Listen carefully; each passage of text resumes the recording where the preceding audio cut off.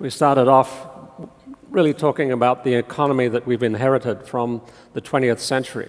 And Clayton pointed out that managers are using the wrong analytic tools, that Gary said bureaucracy is killing us, Roger told us that democratic capitalism is being destroyed by the practices of organizations.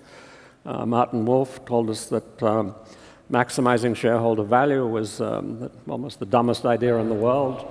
And Pankaj told us that business schools are failing to teach their students about market failures. So it was a rather grim picture that emerged from this. And it was suggested that, in fact, these managers are suffering from a disease called ADD, Ambition Deficit Disease, and that they were unable to imagine a bold and different future. They were unable to imagine corporations that would inspire their employees, that would take into account all of the talents, all of the capacities of the employees, and in fact do even more than the sum of those talents, that they were unable to keep pace with the pace of change in the world.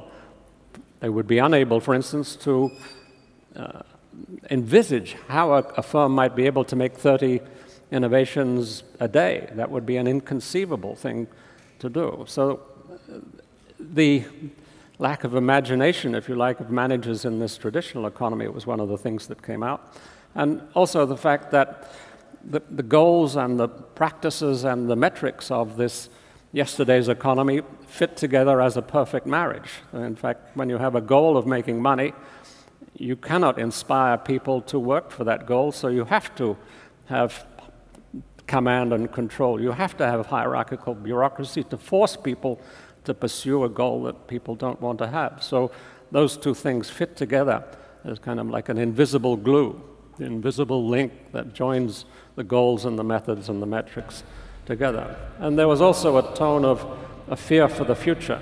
I mean, there's the dark side of information technology, and that the internet is not the answer, as Andrew Keen told us. That was a concern that this future was somewhere around the corner, but it had very dark and risky aspects to it. So that was the conference that I attended about the beginning of the end, and it certainly felt like it was close to the end as I listened to it. But I also attended another conference which was about the end of the beginning. And these were a couple of the speakers yesterday, Vineet and Rick Goings and Dov Seidman, and most of the speakers today were really talking about the end of the beginning, about a new kind of economy, new kinds of practices. And they were talking about organizations that some of them well-known, like Apple and Salesforce and GE, and others that are perhaps less well-known, like TELUS and Teralytics and maybe Zara and Riot Games. And the list of companies that were discussed in this new economy, the creative economy, the innovation economy, or the scalable learning economy, whatever you want to call it, different labels there. But it became apparent that we were not talking about software versus non-software. We're not talking about young or old. We're not talking about US versus Europe or Asia. We were talking about all of those. This is about a set of practices which is invading all of those kinds of organizations. And they had a different answer to the 4 questions that I mentioned in the rather yesterday's economy discussion. These managers in the new economy were not suffering from ADD, Ambition Deficit Syndrome. In fact, the managers were suffering from a different disease, which was Ambition Surplus Syndrome, ASS. And they were bold. These were taking big risks. They were moving into the future. They were seeing the possibilities. They were in touch with their customers. They were moving into the future. So they were suffering from a different kind of disease, but I would think a rather more positive disease, a disease that would imagine that we can, in fact, create organizations which are curators of the human spirit. We can create organizations which will inspire our employees. We can have organizations which are both profitable and fun to work in. So these are bold, ambitious managers in this new economy. And the second point is that rather than saying that we cannot imagine what these organizations are like, they are saying the future is already here. We can see in front of us organizations which are already doing these things, already inspiring their employees, already having 30 innovations per day.